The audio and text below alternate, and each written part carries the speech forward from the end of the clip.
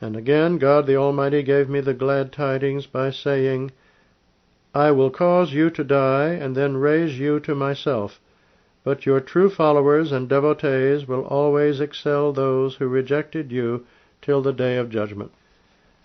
These are the 5 branches of this dispensation which have been established by God with His own hand.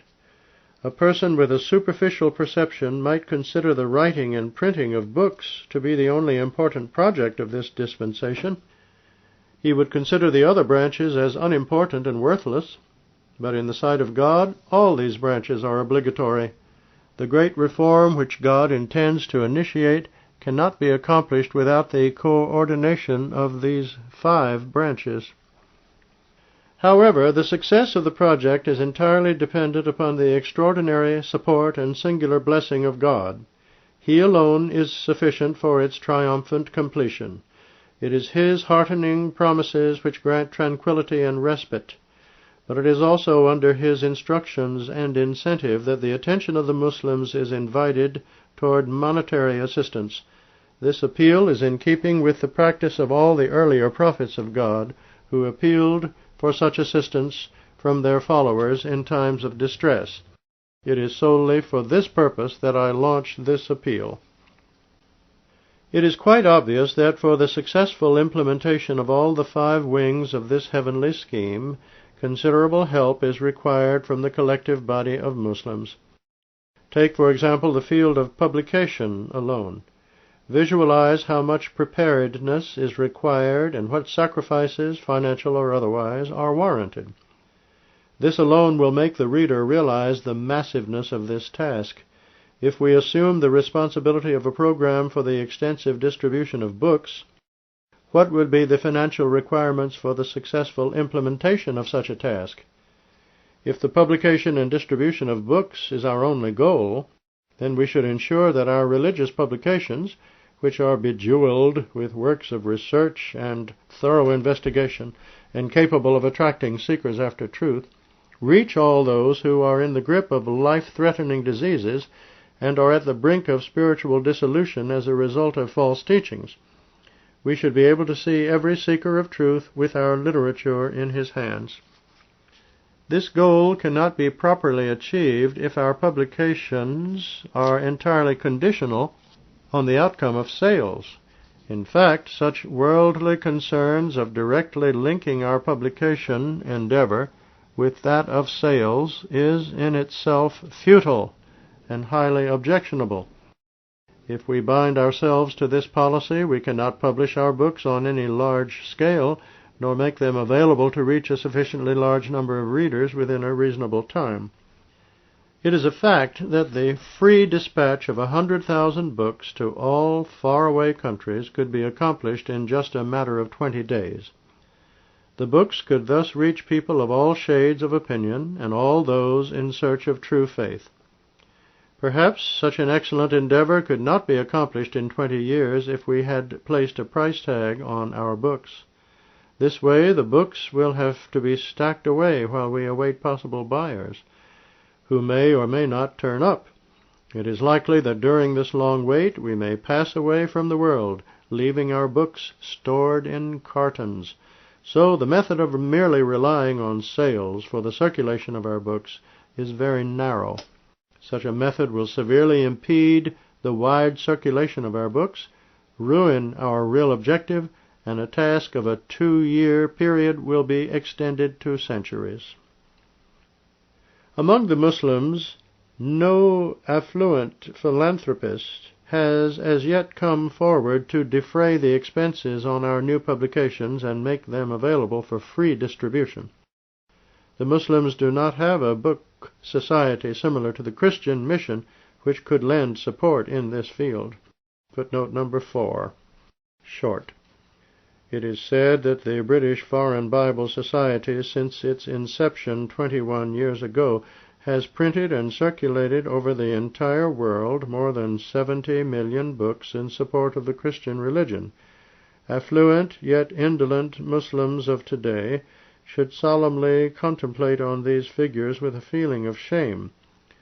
This news item appeared in the newspapers of October and November 1890. Were such publications dependent upon the proceeds of sales, or were they the feat of a devoted national organization which has undertaken this scheme of the free distribution of books in the interest of their faith? End of footnote number 4. Main text. Life is unpredictable, and we cannot afford to wait indefinitely for the accomplishment of this work. Therefore, from the beginning, I have made it an obligation that, as far as possible, a sizable portion of my publications will be distributed without any remuneration, so that these books, which are laden with the spiritual light of truth, may quickly spread all over the world. But as my meager resources were not such as to sustain this glorious responsibility single-handed, especially at a time when the expenses of the other important branches also had to be catered for, this branch of the publication of books proceeded to a certain level and then had to be held back. It is still held in abeyance. In the sight of God, all these 5 branches are equally important. It is His desire that these branches be fully implemented and firmly established. But the enormous expenditure involved in the simultaneous implementation of all these 5 branches calls for the concerted efforts and attention of the devotees. It would take considerable time if I were to write the details of these religious necessities. But, O my brethren, just for a while consider the stream of guests and inquirers, who in the past 7 years may have numbered over 60,000. One can estimate the amount that must have been spent on the hospitality of these revered guests. You can consider the quantity of winter and summer bedding which would have been procured for their comfort.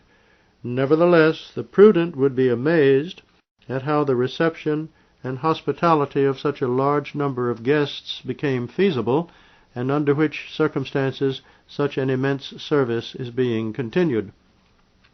20,000 pamphlets were printed in English and Urdu.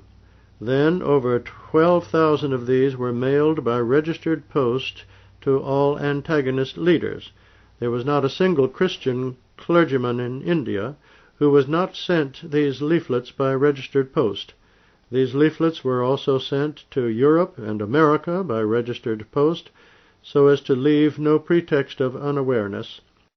Considering the huge expense involved in this exercise, and our meager resources, is it not a point of astonishment how such expenditure was sustained? These are only the major heads of expenditure.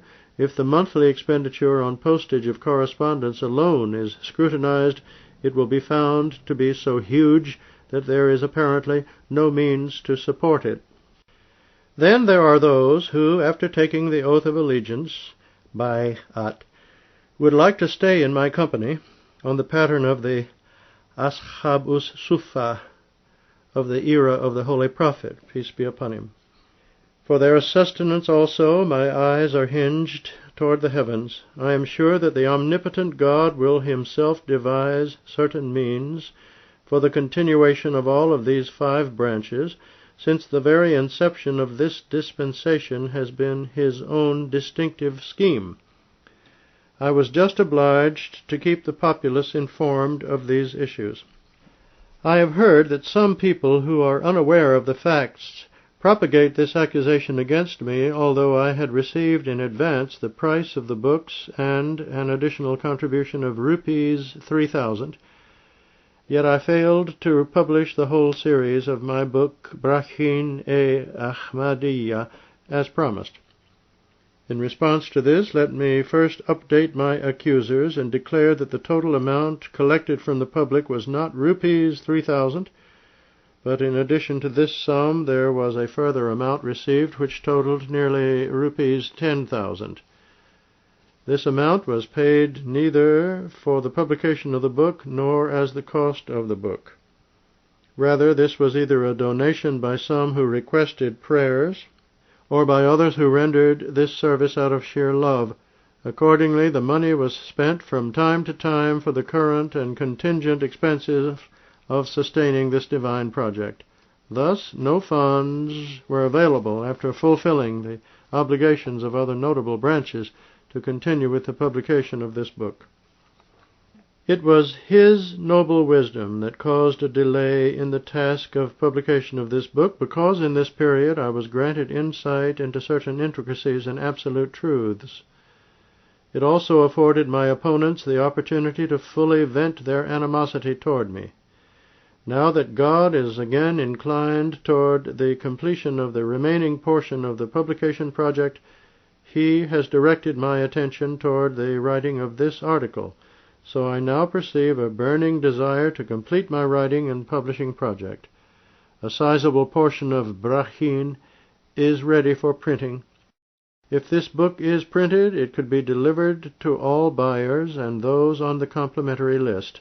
Similarly, other books such as Ash'atul Quran, Siraj-i-Munir, Tajdid-i-Din, Arba'in fi Ayyamat al-Mukhurabilin can also be distributed. I also have the intention of writing a commentary on the Holy Quran. It is my ardent desire that a monthly journal should be published dealing with all erroneous faiths like Christianity, and which should act as an appropriate counter to their newspapers. There is no hindrance to the setting in motion of these projects except the paucity of funds. If we can afford a printing press of our own, a full-time copy technician, other printing paraphernalia like paper and ink, etc., and regular funds to pay the salaries of the staff, this one branch could fully thrive and be adequately taken care of.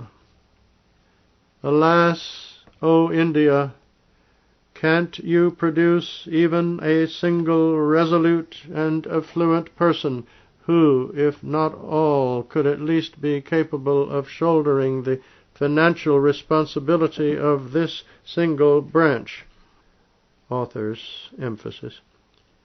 If just 5 wealthy devotees could realize the gravity of the situation, they could take care of all the 5 branches. O my beloved God, you alone can stimulate these dormant hearts. Islam is not so impoverished. Muslims may be miserly, but never destitute. Those who do not possess the potential to pay for the complete project can still help by a firm promise of regular monthly payments according to their financial ability. Indolence, apathy, and misgivings never serve a religious cause. Households become desolate as a result of mistrust, and hearts become fragmented. Recall how the contemporaries of past prophets were ever eager to lay down their lives for the propagation of faith. Just as a rich man offered his cherished wealth, so did the mendicant tender his haversack filled with crumbs, and they continued to persist in their struggle until God bestowed upon them the hour of triumph. To be a Muslim is not easy. To merit the title of a believer is not that simple. So, O ye people, if you possess that spirit of rectitude which is granted to the faithful, then do not view this appeal with disdain. Hasten to develop the characteristic of piety, since God is watching you from the heavens to see your response to this appeal. O ye Muslims, who are the surviving vestiges and descendants of resolute and noble believers, do not rush toward the rejection and distrust of this appeal. Rather, dread that epidemic which is fast spreading around you. A multitude has already been snared in its treachery. Do you notice the ferocity of the attempts to wipe out the religion of Islam? Is it not equally incumbent upon you as well to strive in this cause? The religion of Islam is not man-made, that it could suffer desolation through the intrigues of man, but woe to those who are engrossed in attempts at its extermination. Alas, Muslims have enough to spend upon their wives and children, enough to squander upon personal lavishness, but for Islam their pockets are empty. Ye sluggish and lethargic, woe unto you! You do not possess the ability to strengthen the religion of Islam and demonstrate its miraculous powers, yet you fail to accept with gratitude this divine dispensation which has been established by God to manifest the dazzling truth of Islam. Today Islam is likened unto a light that has been caged in a chest, or to a sweet fountain that has been concealed by twigs and